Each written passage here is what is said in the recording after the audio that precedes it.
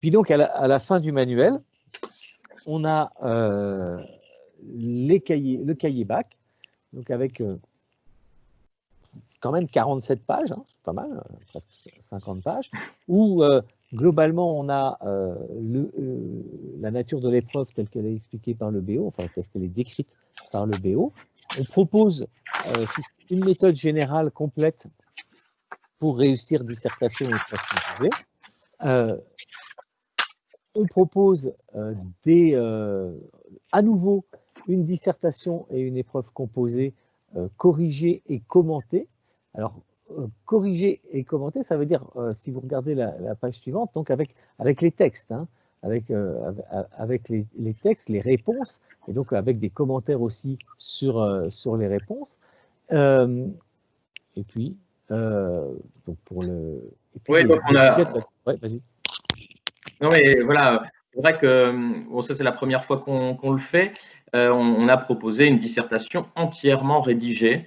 Donc, ça prend quand même un certain nombre de pages hein, dans le manuel, mais ça nous a semblé important que les élèves, alors souvent les enseignants le font, mais une fois qu'on a donné peut-être un premier devoir, on va le rédiger entièrement. Ben là, comme ça, les élèves, même avant le premier devoir, ils peuvent voir à quoi ça ressemble une copie. Et puis surtout, sur chaque moment de la dissertation, de la correction, on précise, par exemple en introduction, ici, on attend qu'il y ait une accroche, une définition des termes du sujet, une problématique.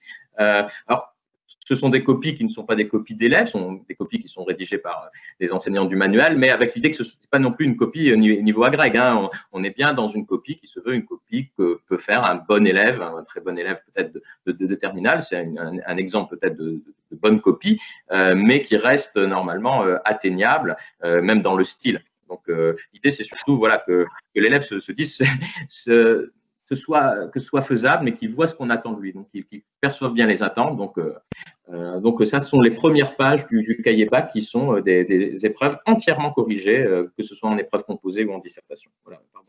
Et après, on continue avec le grand oral aussi. Donc, on remet aussi le BO de l'épreuve avec la grille d'évaluation indicative qui a été fournie par le ministère, de manière que l'élève sache où aller.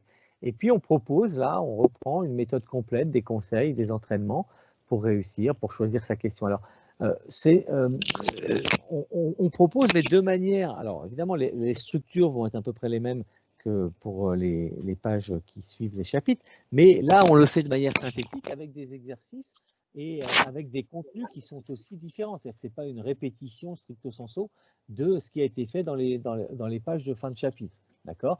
On va réinsister sur la maîtrise des compétences orales, sur la maîtrise de la posture, sur la maîtrise de l'oral, des mots, du vocabulaire, des tics de langage, et à chaque fois en essayant de proposer aussi des petits exercices, et puis à plusieurs. En fait, de manière à ce que les élèves puissent travailler ensemble. Par exemple, il y a un petit jeu avec un buzzer où on essaie de faire repérer les tics de langage, ceux que vous avez forcément vous aussi repérés en nous entendant par exemple aujourd'hui. Mais bon, on propose aux élèves de buzzer. Enfin bon, vous verrez, mais bon, en tout cas, voilà, que ce soit de manière un peu ludique. Mais comme on a tous des tics de langage, l'idée c'est de leur montrer que ça existe. Bon, c'est juste un exercice, hein, mais voilà, pour que ça reste un petit peu ludique. Et puis à la fin, on a aussi des fiches de savoir-faire.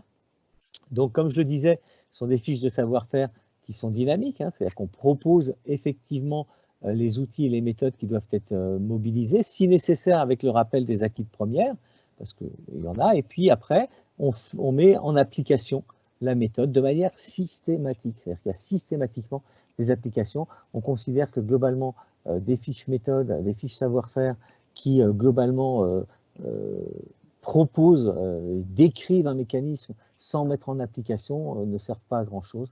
Et là, la mise en application doit permettre finalement la meilleure compréhension de la méthode en question pour les élèves.